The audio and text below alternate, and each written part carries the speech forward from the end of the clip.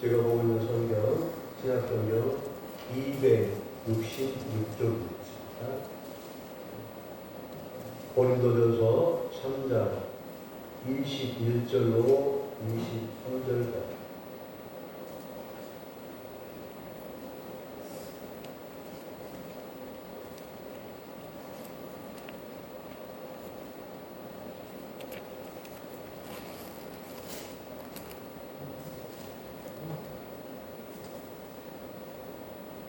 제가 한 절 읽고 여러분 한 절 읽고 23절 같이 합독하시겠습니다.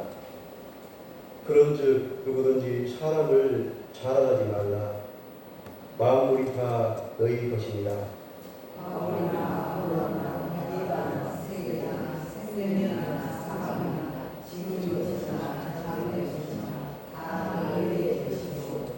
너희는 그리스도의 것이요 그리스도는 하나님의 것이니라. 아멘. 날씨가 많이 무더워졌죠? 네. 이제 본격적으로 여름이 이제 돌아온 것 같습니다. 제가 작년 6월 달에 와서 여름이 뭔지도 모르고 지났는데 정말 땀 많이 흘리고 우리 검사님이 그러시더라고요. 움직이면 땀납니다. 괜찮아. 움직이면 땀이 어쩌고 이렇게 많이 나지. 네, 한번 겪었으니까 올해는 잘 넘어가지 않을까 생각이 듭니다. 하여튼 건강 조심하시고 오늘 아침에 제가 잠깐 산책 갔다가 들어오는 길에 저 앞에 우리 어르신이 감리라고 계시더라고요. 근데 예배 준비하려고 나왔는데도 그 시간도 계세요.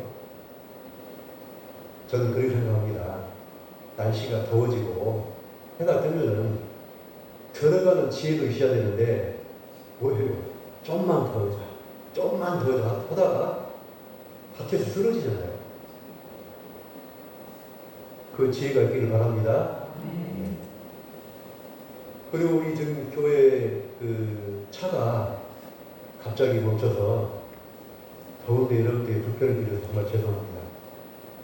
제가 왔을 때 차가 한 28,000km, 그러니까 19년식인데 전혀 차가 운행이 안 되더라고요. 그래서 제가 1년 동안 좀 많이 탄 것 같긴 한데 하이도 지역이 차 운행을 많이 못 하잖아요. 좁아서.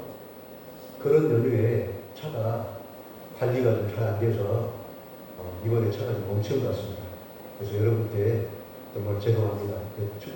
날씨가 좀 더워지는데 시원한 에어컨 속에 여러분들하고 같이 다녀야 되는데 불편하게 해서 정말 죄송합니다. 이해 바랍니다. 잠깐 기도하겠습니다. 말씀으로 이 땅을 창조하신 하나님, 당신의 외아들을 이 땅에 보내시어 당신을 믿는 믿음 안에서 구원을 이루어 주셨습니다. 그 구원은 누구에나 열려있는 공평한 믿음입니다. 그 공평한 믿음이 세상 사람들에게 선하게 흘러가기를 원합니다. 그 믿음은 하나님이 누구신지를 바로 아는 것입니다. 하나님을 바로 아는 것은 내가 누구인지를 생각하게 하는 것입니다. 나를 아는 것은 나의 존재의 근원을 바로 아는 것입니다. 나의 존재는 하나님의 선하신 목적에 맞춰 사는 것을 말하는 것입니다. 그것은 나를 비우고 나를 부정하는 삶입니다. 나를 부정하고 비워진 그곳에 하나님과 예수님과 성령님의 마음으로 채우기를 원합니다. 이 시간 주님의 마음이 내 안에 가득 채워지기를 예수님의 이름으로 기원합니다.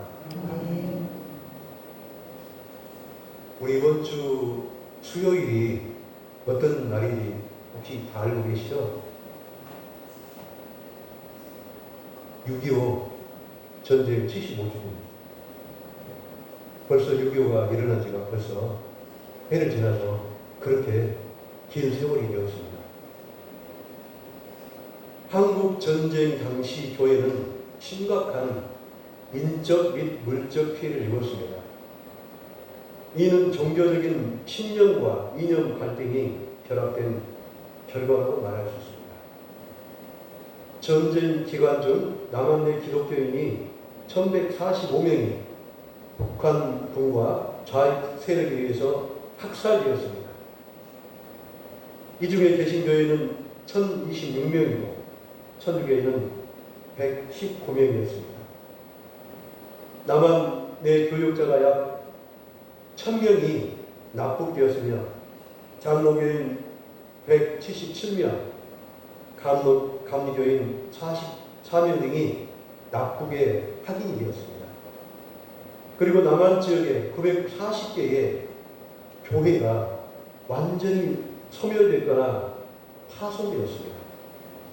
이념의 갈등은 인명 손실과 물적인 피해로 깊은 상처를 주고 갑니다.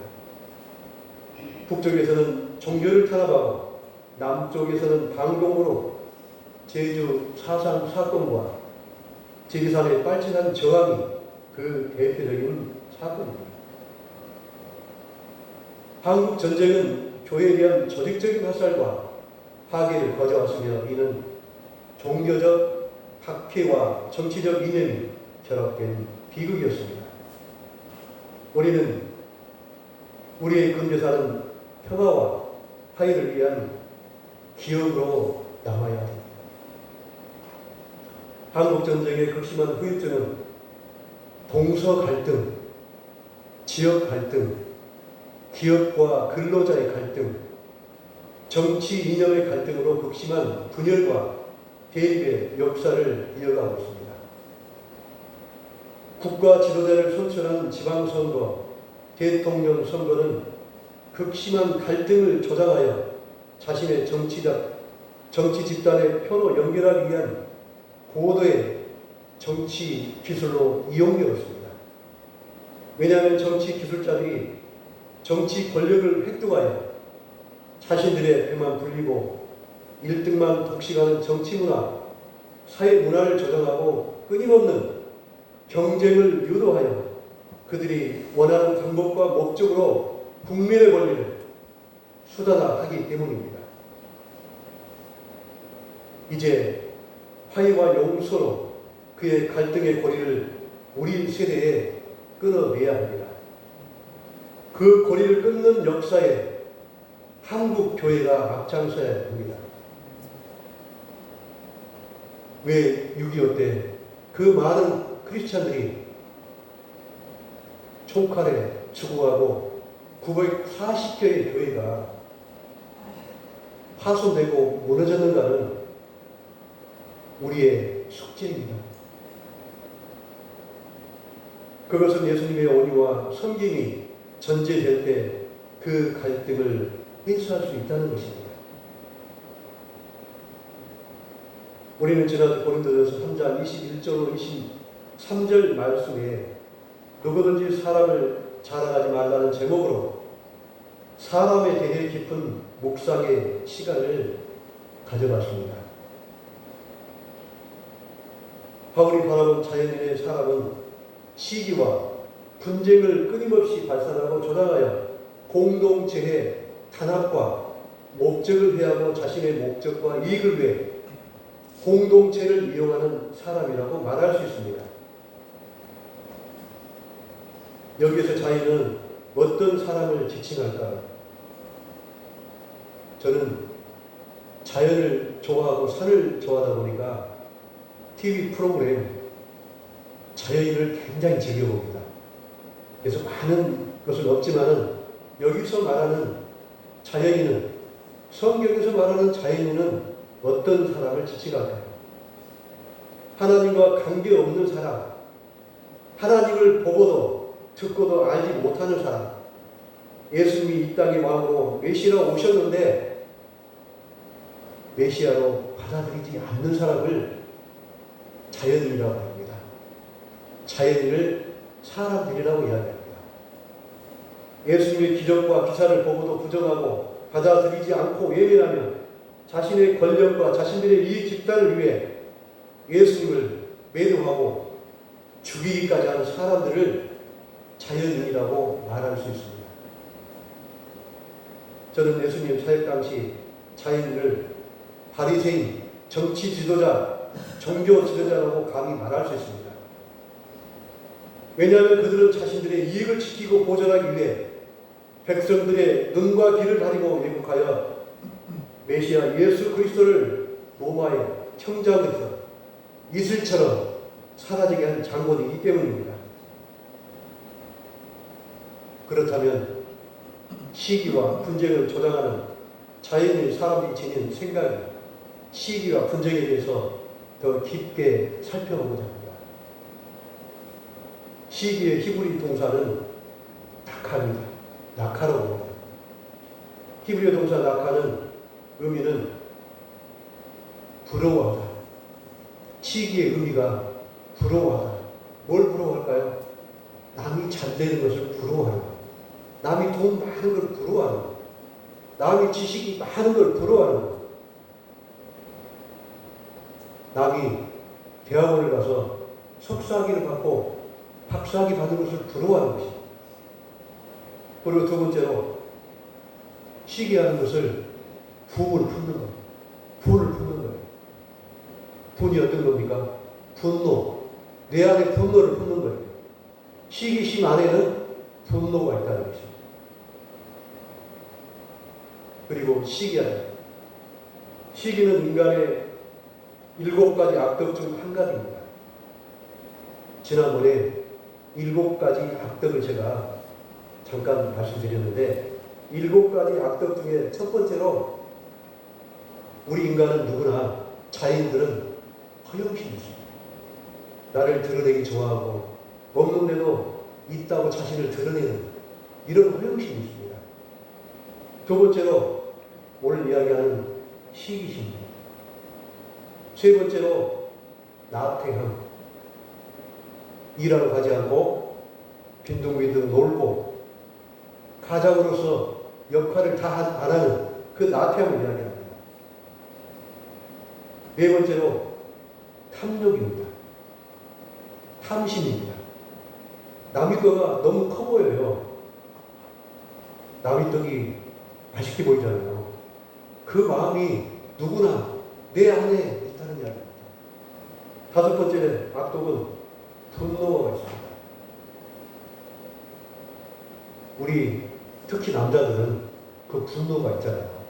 그 분노는 저는 이렇게 생각합니다. 채워지지 않는 것. 내 숨뿌리, 내 상처 이런 것을 드러낼 때 분노가 폭발합니다. 여섯 번째 악독은 탐식입니다. 자꾸 먹어도 포만감이 이럴 때까지 계속 음식을 먹는 겁니다. 이걸 탐식이라고 합니다. 일곱 번째 정욕입니다. 시기는 한마디로 남이 나보다 잘 되는 것이 배가 아픕니다. 우리 속담에 이런 적 있잖아요. 사돈이 뭘 사도 배가 아파. 축하해줘야 되는데 배가 아파. 참, 왜 그럴까요?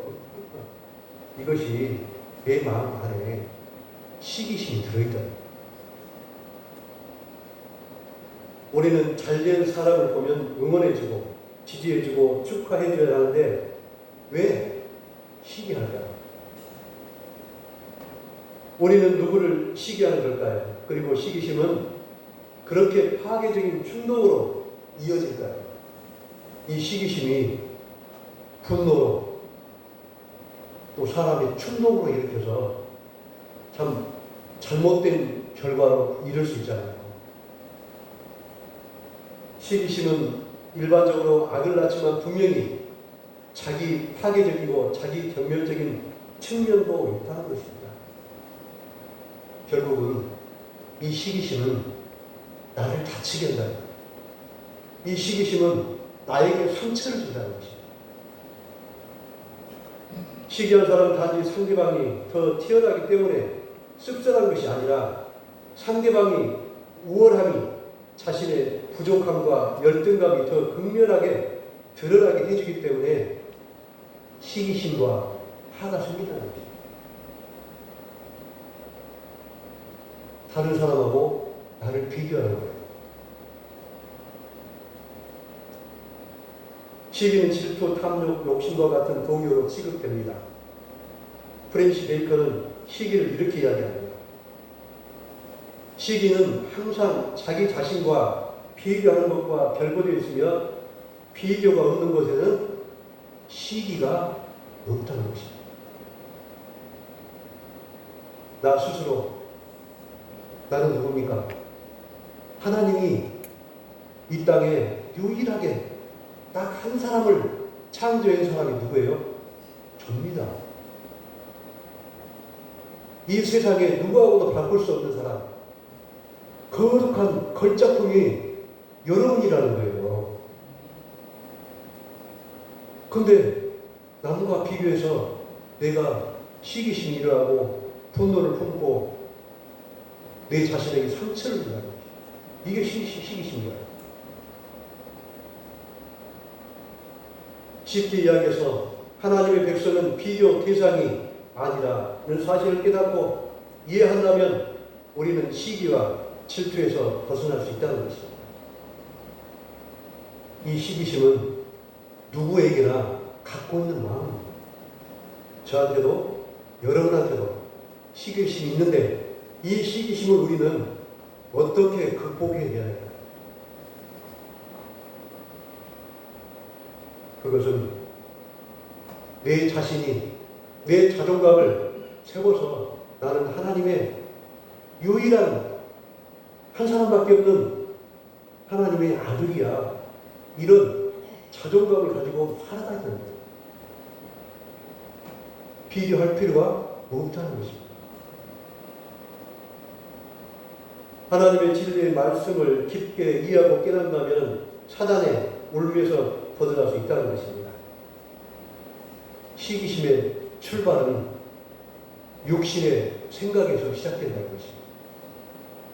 아까 제가 이야기한 자연인이라는 것, 하나님을 알고도 믿지 않는 사람들, 하나님의 진리의 말씀을 믿으려 하지 않는 사람들, 구약 성경에는 이렇게 이야기합니다. 목이 곧은 사람, 교만한 사람을 이야기합니다. 육신의 생각은 상대방을 배려하지 않습니다. 육신의 생각은 주관적입니다. 육신의 생각은 상대방을 인정하지 않습니다. 상대방을 배려하지 않습니다. 육신의 생각은 분쟁을 일으킵니다. 육신의 생각은 폭력적입니다. 그러므로 사도 바울은 고린도 서신서에서 육신의 생각을 사망이라고 간이 이야기합니다. 사망은 하나님의 관계가 단절된 것입니다. 사망은 생명이 먼지처럼 사라진 것을 이야기합니다. 하나님은, 생명이신 하나님은 사망이라는 것은 하나님과 관계가 없는 것, 전혀 반대된 의미입니다. 죄의 대가는 사망입니다. 사망은 사단의 영역입니다. 우리는 사망의 그늘에서 벗어나야 합니다. 벗어나는 길은 예수 그리스도를 메시아, 나의 구원의 사역에 동참하는 것입니다. 예수 그리스도의 복음 사역에 동참하는 것입니다. 제 묶임에서 벗어나야 합니다. 그것은 하나님 관계를 회복되는 것입니다. 십자가의 부활과 영생에 대한 약속을 붙들고 나를 비워내고 그리스도만이 내 심령을 지배해야 된다는 것입니다. 저는 이렇게 이야기했습니다. 예수님의 사역은 자신을 부정하는 것이었습니다. 나를 부정하는 것이었습니다. 우리는 예수님을 닮아야 됩니다. 나를 부정하는 것, 내가 먼저 가는 하나님과 예수님의 마음이 내 안에 가득 차야 됩니다. 이 이야기를 바꿔 말하면 성령 충만함이 내 안에 있을 때 시기심, 육신의 마음이 없어진다는 것입니다. 사람은 하나님의 원수입니다. 하나님의 원수의 첫 번째로 하나님의 원수는 무엇이냐? 세상의 풍조, 세상의 가치관, 다시 말해서 정치, 경제, 사회, 문화는 사단의 영향을 받아 작동하는 것을 이야기합니다. 우리는 12.3 계엄을 겪었습니다. 그 계엄은 국민들을 위한 계엄입니까? 아니면 자신들을 유익을 위해서 했던 계엄입니까? 저는 그 마음은 사단의 마음이라고 생각합니다. 요한복음 17장에서 예수님을 세상에 악에 빠짐의 한 곳을 이야기합니다. 로마서 12장에서는 세상이 성도들을 거룩한 산 제사로 드리지 못하게 반의하는 것을 기록하고 있습니다. 어떤 것일까요? 오늘 그래 교회 가기로 약속했는데 갑자기 가장 친한 친구, 거절할 수 없는 친구가 야, 네 사람이 골프를 치러 갔는데 한 사람이 빵꾸 나서 한 사람이 대타가 필요한데 네가 반드시 와야 되겠다. 이렇게 유혹할 때 거절할 수 있을까요? 거절하기 매우 힘듭니다. 이런 상황을 사단의 관계라고 해요. 우리는 과감히 뿌리치고 예배에 나와요. 그러나 세상의 마음을 든 사람들은 어디로 갈까요? 예배보다 골프, 친한 친구하고 골프 치고 밖에 나와서 시원한 맥주 한잔 먹는 것, 이것을 더 사모할 수 있다는 것입니다. 이것이 사단의 마음이라.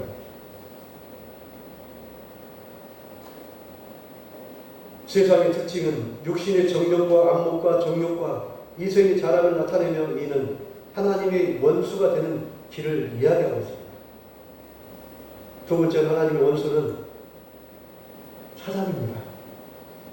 에베소서 2장 2절에 그때 너희는 그 가운데서 행하여 이 세상의 풍조를 따르고 공중의 권세 잡는 자를 따랐으니 곧 지금 불순종의 아들들 가운데 역사하는 영이라.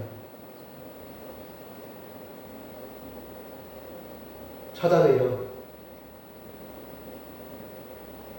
세상의 풍조를 따르고 공중 권세를 잡는 자를 우리가 따라 나서는 안 된다는 이야기입니다. 마귀는 사망, 공중 권세를 잡는 자로 불순종의 아들을 통해 역사하는 영을 이야기합니다. 사단은 인간의 지혜와 멸망으로 유혹하기 위해 다양한 속임수와 권능을 사용합니다. 그 속임수에 우리는 넘어져서는 안 된다는 것입니다. 예수님은 사역하기 전 광야 한가운데서 40일을 마귀와 시험과 공격에서 이겨냈습니다. 예수님이 이 땅에 오신 것은 사단의 머리를 깨부수고 멸하기 위해서 오셨습니다. 요한일서 3장 8절 말씀에 죄를 짓는 자는 마귀에게 속아나니 마귀는 처음부터 범죄합니다. 하나님의 아들이 나타나신 것은 마귀의 일을 멸하러 하십니다. 예수님께서는 이 땅에 오신 사역이 사람들을 넘어뜨리고 속임수로 넘어뜨리는 그 사단을 멸하러 오셨다는 것입니다. 예수님은 세상의 사단의 유혹과 능력을 이기기 위해 반드시 성령의 능력을 의지하여 마귀와 맞설 때 승리할 수 있다는 것입니다. 세 번째로, 하나님의 원수는 우리의 한계 있는 육신을 이야기합니다.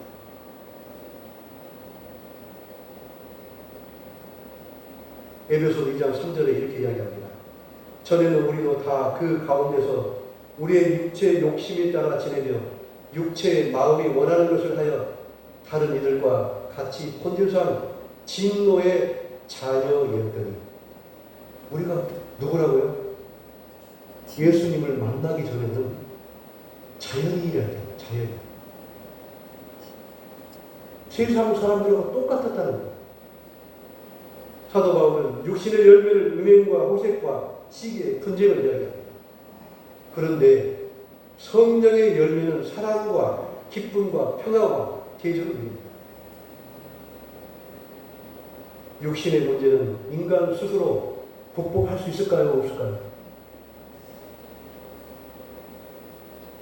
육신의 문제는 예수 그리스도 하나님을 만나기 전에는 해결할 수가 없습니다. 로마서 8장 13절에 이렇게 합니다. 너희가 육신대로 살면 반드시 죽을 것이요 영으로서 몸의 행실을 죽이면 살리라. 오직 성령의 도움으로 다스릴 수 있다는 것입니다. 다시 말해서 우리가 하나님과 원수 맺는 결정적인 원인은 무엇일까요? 그것은 진리를 몰라서 우리가 하나님과 원수 맺는 것입니다. 그러면 하나님이 말씀하신 진리는 무엇입니까? 요한계시록 17장 7절 말씀 이렇게 이야기합니다. 그가 큰 음성으로 이르되 하나님을 두려워하며 그에게 영광을 돌리라. 이는 그의 심판의 시작이 이르렀으니 하늘과 땅과 바다와 물의 근원을 만드신 이를 경배하라.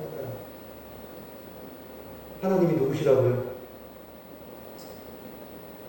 이 땅을 창조하신, 해와 달과 별을 창조하신 분이 누구라고요? 하나님이시죠. 이 하나님을, 신비의 하나님을 우리가 아는 것입니다. 창조주 하나님을 아는 것입니다. 영생의 길을 인도하신 예수님을 아는 것입니다. 요한복음 17장 3절 말씀에 영생은 곧 유일하신 참 하나님과 그가 보내신 자 예수 그리스도를 아는 것입니다.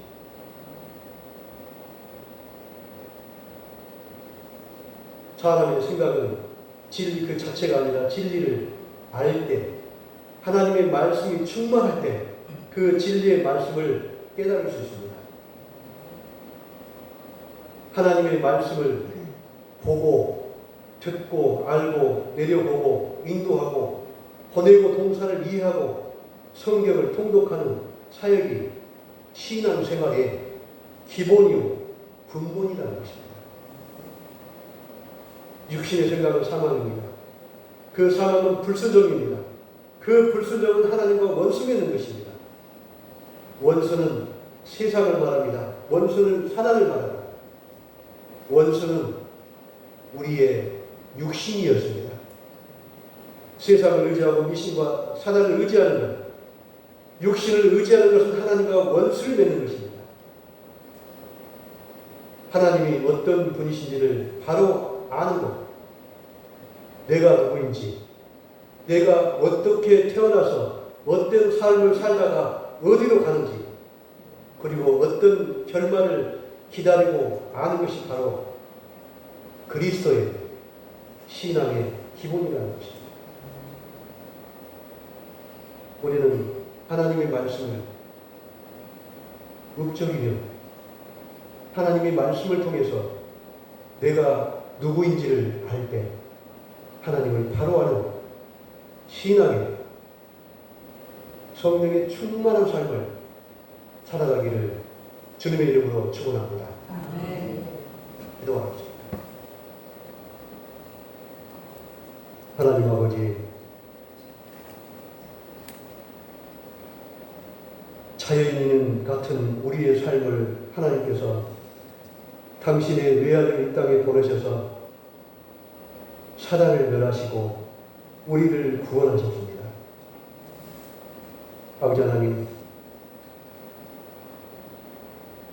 욕망에 사로잡혀서, 시기심에 사로잡혀서, 분노함에 사로잡혀서, 나토함에 사로잡혔던 나의 삶이 이제 예수 그리스도를 만남으로 새롭게 결단하기를 간절히 원합니다.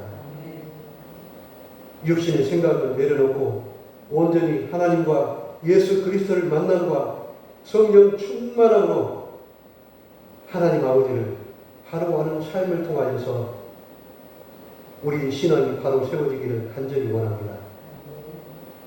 하나님, 우리와 함께 하지 못한 우리 권속들이 있습니다. 하나님, 그들을 아시오니 그의 손을 붙잡아 주시고 불쌍히 여겨 주시옵기를 간절히 원합니다. 상처로 아버지 하나님 고통 중에 있다면 주님께서 안수하셔서 그 상처가 주님 속히 치유될 수 있도록 인도하여 주시옵소서. 하나님, 우리 공동체를 사랑하여 주시옵소서. 하나님을 아는 일에 더욱더 열정적으로 말씀을 통독하는 일에 더욱더 열심으로 하나님을 알아가기를 원합니다. 저는 이 시간 처음 시간이 오니 마치는 시간까지 하나님께서 늘 함께하여 주시고 우리의 영혼을 더욱더 어루만져 주시고 인도하여 주시옵소서. 이 모든 말씀 살아계신 예수님 이름으로 기도합니다.